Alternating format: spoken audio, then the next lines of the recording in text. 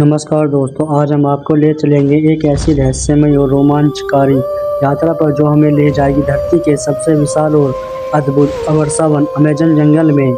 इस जंगल को धरती का फेफड़ा भी कहा जाता है क्योंकि यह पूरी पृथ्वी को जीवन देने में अहम भूमिका निभाता है। अमेज़न वर्षावन दक्षिण अमेरिका के 9 देशों में फैला हुआ है: Brazil, Peru, Colombia, Venezuela, Ecuador, Bolivia, Guyana, Suriname और फ्रेंच गयाना।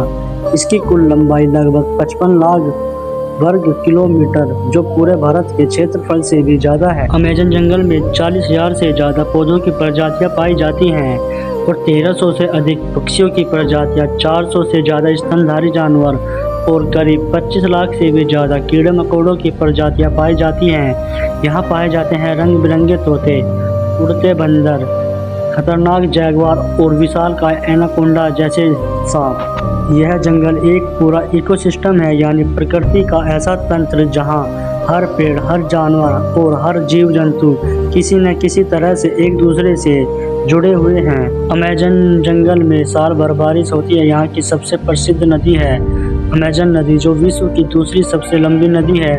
इसका जल इतना अधिक होता है कि यह पूरी धरती की 20% ताजे जल की आपूर्ति अकेले ही करती है। यह नदी करीब 6,400 किलोमीटर लंबी है और इसमें 1100 से भी ज़्यादा सहायक नदियाँ मिलती हैं। अमेज़न जंगल में आज भी कई आदिवासी जनजातियाँ रहती हैं। कुछ तो ऐसी भी हैं जिनका बाहरी दुनिया से कोई संपर्क नहीं है। ये लोग प्रकृति के साथ संतुलन बनाकर जीवन जीते हैं। ये न सिर्फ पेड़ पौधों का उपयोग दवा और भोजन के लिए करते हैं, बल्कि पशुओं का सम्मान भी करते हैं। लेकिन अफसोस, मैं अब इस वीडियो की सबसे अहम स्क्रिप्ट बोलने जा रहा हूँ।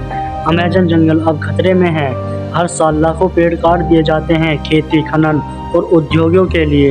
जंगल की आग, अवैध शिकार और पेड़ों की कटाई से न सिर्फ वन जीवियों की जिंदगी खतरे में है, बल्कि पूरा वातावरण प्रभावित हो रहा है। अमेज़न में हो रहा है विनाश सीधे सीधे ग्लोबल वार्मिंग, क्लाइमेट चेंज और प्राकृतिक आपदाओं को बढ़ावा दे रहा है मनुष्य। अगर पृथ्वी का ये हरा खजाना नष्ट हो गया तो यह पूरी मानव सभ्यता के लिए सबसे बड़ा खतरा होगा।